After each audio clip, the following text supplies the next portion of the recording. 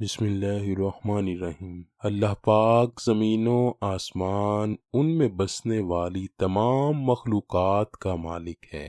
جس طرح جن و انس کو اپنی عبادت کے لیے پیدا کیا، اسی طرح باقی مخلوقات کو بھی کسی نہ کسی مقصد کے لیے پیدا کیا۔ ہر مخلوق اللہ کی تسبیح بیان کرتی ہے۔ انہی مخلوقات میں سورج، چاند اور ستارے بھی شامل ہیں۔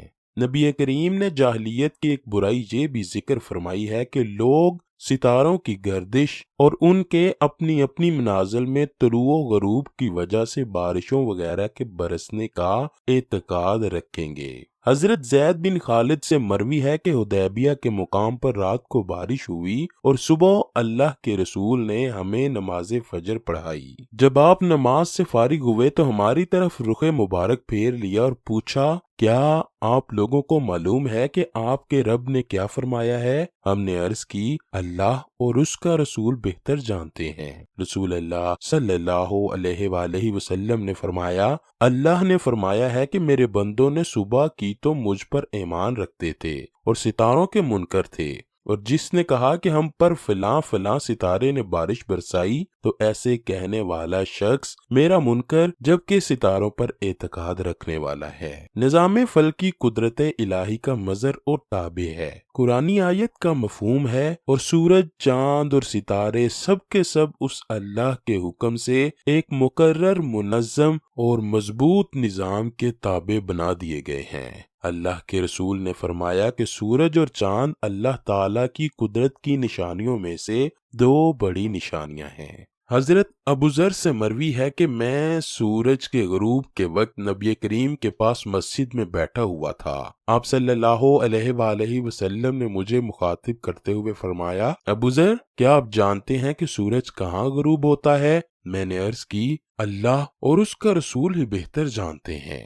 آپ صلی اللہ علیہ وآلہ وسلم نے فرمایا، جب غروب ہونے کے لیے اپنے مقام کی طرف جاتا ہے تو زیر عرش اللہ کو سجدہ کرتا ہے۔ سورج کے سجدہ کرنے سے مراد یہ ہے کہ اس کا ہر طلوع و غروب اللہ کی اجازت سے ہوتا ہے اور یہ اس کی اجازت کا تابع ہے۔ اللہ تعالیٰ کی اجازت کا تابع فرمان ہونا ہی اس کا سجدہ قرار دیا گیا ہے۔ اسلام سے پہلے اور آج بھی کچھ لوگ ایسے ہیں کہ جو سورج کی پرستش کرتے ہیں اور اسے خدا مانتے ہیں۔ اسی مناسبت سے چاند اور سورج کو جہنم میں ڈالا جائے گا، مگر بطور سزا نہیں، بلکہ اپنے پجاریوں کی مذمت اور ان کو رسوا کرنے اور ان کو عذاب دینے کے لیے جہنم میں ڈالا جائے گا کہ دیکھو، جن کو تم پوجتے تھے اور جن کو تم خدا سمجھتے تھے وہی تم کو عذاب سے نہیں بچا سکتے، بلکہ وہ خود دوزخ میں پڑے ہیں اور خود کو دوزخ سے نہیں نکال سکتے۔ نام الباری الشرح صحیح البخاری میں ہے کہ نبی صلی اللہ علیہ وآلہ وسلم نے فرمایا، سورج اور چاند کو قیامت کے دن لپیٹ دیا جائے گا۔ علامہ ابو سلیمان احمد بن محمد الخطابی المتوفی لکھتے ہیں کہ اس حدیث کا معنی یہ ہے کہ سورج کی روشنی کو جمع کر کے اس طرح لپیٹ دیا جائے گا جس طرح امامہ کو لپیٹ دیا جاتا ہے۔ علامہ خطابی فرماتے ہیں کہ اس حدیث میں ایسا اضافہ بھی ہے جس کو امام بخاری نے ذکر نہیں کیا۔ وہ اس طرح ہے کہ عبداللہ الدناہ بیان کرتے ہیں کہ میں اور سلمہ بن عبد الرحمن بن عوف بصرہ کی جامع مسجد میں بیٹھے ہوئے تھے۔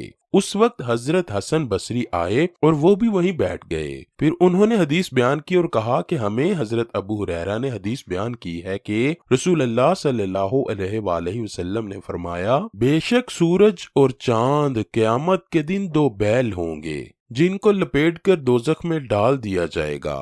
حضرت حسن بصری نے پوچھا، ان کا کیا گناہ ہوگا جو انہیں دوزخ میں ڈالا جائے گا؟ تو عبداللہ دناج نے کہا، تم کو رسول اللہ کی حدیث سنا رہا ہوں۔ تو حضرت حسن بصری خاموش ہو گئے۔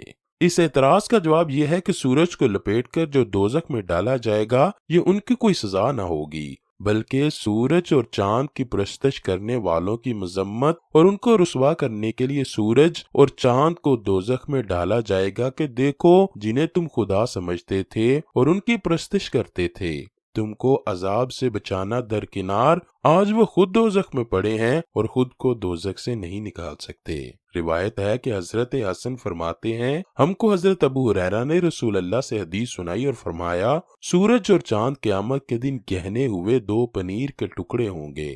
حضرت حسن نے کہا کہ ان دونوں کا گناہ کیا ہے؟ ابو ہریرہ نے فرمایا، تمہیں رسول اللہ کی حدیث سنا رہا ہوں۔ تو حضرت حسن خاموش ہو گئے۔ محدثین اس حدیث کی تفسیر بیان کرتے ہیں کہ یہ ہے کمال ایمان کے حضور انور کا سن کر عقلی سوال کوئی نہ فرمایا۔ اس کا جواب یہ ہے کہ وہاں چاند سورج عذاب پانے کے لیے نہیں جائیں گے، بلکہ اپنے پجاریوں کو عذاب دینے جائیں گے کہ ان کی گرمی آگ کی گرمی سے مل کر عذاب کو دوبالا کر دے گی۔ دیکھو، دوزخ میں عذاب دینے کے لیے فرشتے بھی تو ہوں گے، مگر وہ عذاب پانے کے لیے وہاں نہیں گئے، بلکہ عذاب دینے کے لیے ہوں گے۔ نیز یہ دونوں نور ہیں اور نور کو نار تکلیف نہیں دیتی۔ دیکھو، مومنین وہاں کے گنہگاروں کو نکالنے کے لیے دوزخ میں جائیں گے، مگر بالکل تکلیف نہیں پائیں گے۔ اسی طرح سورج اور چاند بھی دوزخ میں جائیں گے، لیکن اپنے پجاریوں کو تکلیف دینے کے لیے۔